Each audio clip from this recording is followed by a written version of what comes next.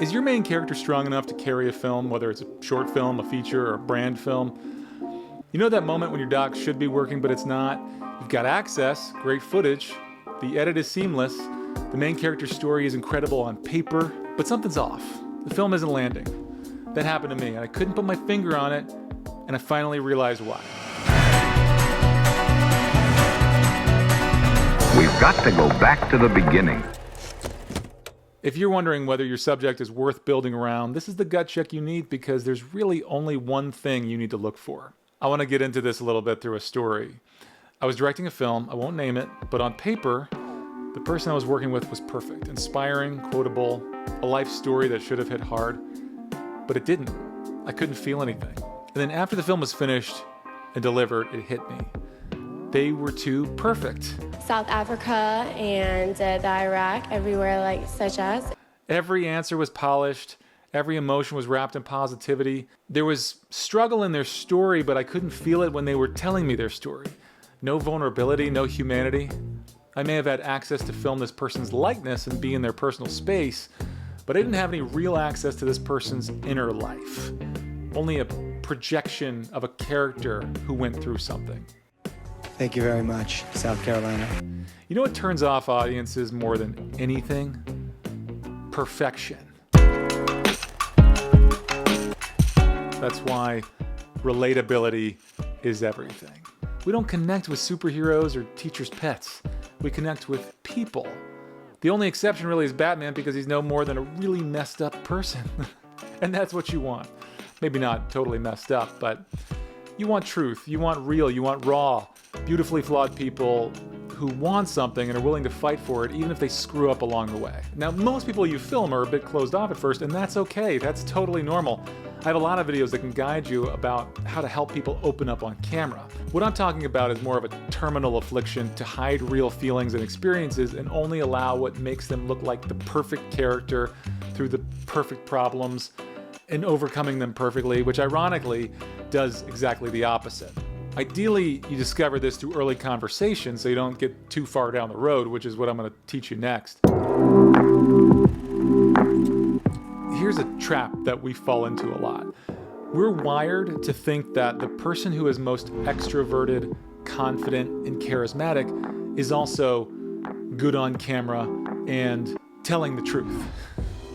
Not always the case, as we know, through maybe some political figures. Hillary Clinton, I think, is a terrific woman. Loud people tend to absorb the attention, and the camera loves to gravitate towards them, but being relatable isn't about volume. It's about resonance. And truth always resonates. It's about someone who, instead of performing for the camera, is just living their story while you film it. That's what hits, that's what lasts. Even though I'm talking about nonfiction here, it's a very similar feeling to when you're watching a movie with bad acting. You may not be able to articulate why it bothers you so much, you just know it's fake. You are lying, I never hit you. You are tearing me apart, Lisa! Free Solo is a great example of an identifiable character. Now, some of you might say, well, Alex Honnold is kind of a robot. Hear me out. On the surface, this film is about Alex Honnold climbing El Cap without ropes. Okay, awesome. Epic stakes that could carry a whole film pretty far on its own, but not the whole way. The other part is how relatable your protagonist is. Here's the thing. If the audience sensed that Alex was just performing for the camera or chasing fame or was shut down emotionally to the filmmakers, the whole thing would fall flat. What makes this film Oscar-worthy isn't just the life or death climb, it's Alex. He's not trying to impress anyone. In fact, it often feels like he couldn't care less that the cameras are there. He's awkward, emotionally distant, sometimes even a jerk to his girlfriend.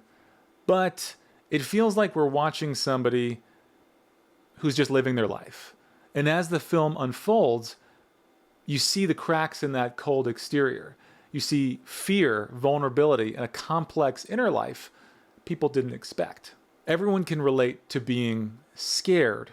Everyone can relate to being grumpy. Not everybody's happy all the time. Not everybody's courageous all the time. Now, picture that same climb done by an AI-powered humanoid. It's a cool stunt, but we can't really put ourselves in its shoes because it's completely unrelatable. We know that they're going to do it flawlessly. We care because it's a person up there, flawed, human, honest, scared. That's the difference. So you're in those early conversations with a potential subject of a film, and everything sounds promising. But before you dive in, here are a few red flaggy things to think about. Be extra cautious when someone seeks you out to tell their story. That impulse alone can be a subtle red flag. It often signals a desire for control of the narrative, getting attention, or setting the record straight. So, funny enough, one of the clearest signs that someone might be performing for the camera is the very fact that they desperately want to be on camera in the first place. And I can't deny the fact that you like me. Now, to be clear, it's not a hard rule. We've worked with incredible people who reached out to us and ended up in beautiful films, and they really wanted to be on camera. But we've also seen that the projects with the most impact almost always start when we do the research, when we find the story, and we're convincing someone to let us tell their story, not the other way around. It's kind of like the old thing about, the person who doesn't want to be the leader should probably be the leader. Why is this? When someone comes to you with their story, there's generally a conflict of interest that exists that puts your objectivity and theirs at risk. There's a big chance that they're trying to redeem their public image, get revenge, or spin a certain version of events in their favor. And when that happens, it's no longer a documentary, it's really a PR campaign. And if they're ambitious enough to go through this whole process with you, they're going to want to tightly control it, especially when they're paying for it, but that's like a whole nother topic. Again, this isn't always the case. You can do amazing films with a lot of people who come to you with their story. They might be worthy of redemption. And there are plenty of incredible stories in which certain versions of events need to be cleared up. But if someone emails you with, I need a director to tell my story, just take some extra caution and do your homework. We've had all kinds of crazy situations happen where we learn something about somebody once we're already into the project. One guy even went to prison for fraud.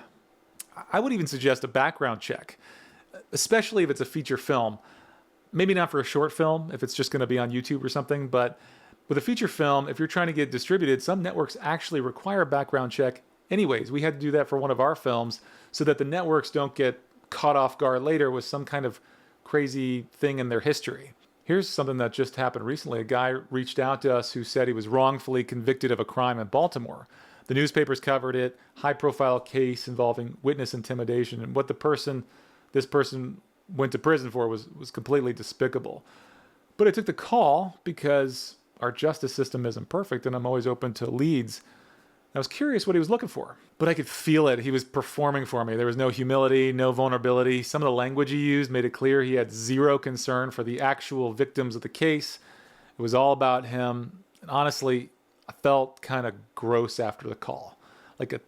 He was a total sleaze. Now, imperfection can be relatable, but only if there's honesty. Where the sleaze comes in is the disconnect between who he was and who he was pretending to be. He wanted to come off as this perfect guy who was just a victim of the system. I mean, who knows? If he'd said something like, look, I've got issues, I'm selfish, I messed up, but I did not commit this crime, I may have leaned in a bit more to listen closer, because everyone can relate to being misunderstood. But not if you're faking it. You know what I mean? Don't be a sleaze. Don't be a sleaze, man. Just don't be sleazy. So, here's your gut check. Does this story have someone real, someone flawed, in motion, willing to be seen? Because if not, no plot twist or visual flair is going to save it.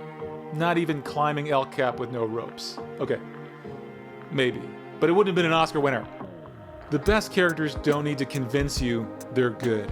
They just need to be honest. And when they are, that's when the audience leans in. That's when the story works. So to recap, if you're wondering whether your story has legs, start with your main subject, your main character. Are they real? Are they struggling? Are they telling the truth? Are they fighting for something?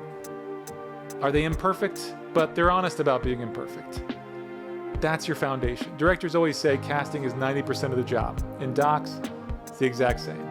Leave a comment if you've ever chased a story that didn't land in what you learned. And if you're working on a doc right now, drop your log line. I'd love to hear it. Hit subscribe if this helped. Check out the next video. Make docs, move hearts. Peace. Peace. Peace. Peace.